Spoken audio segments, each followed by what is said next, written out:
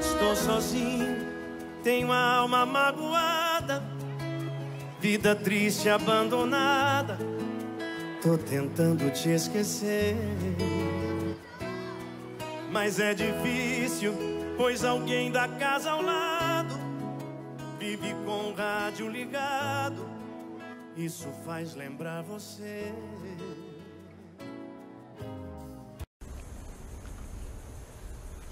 Dragi prijatelji, ovo u mojoj ruci je mačeta.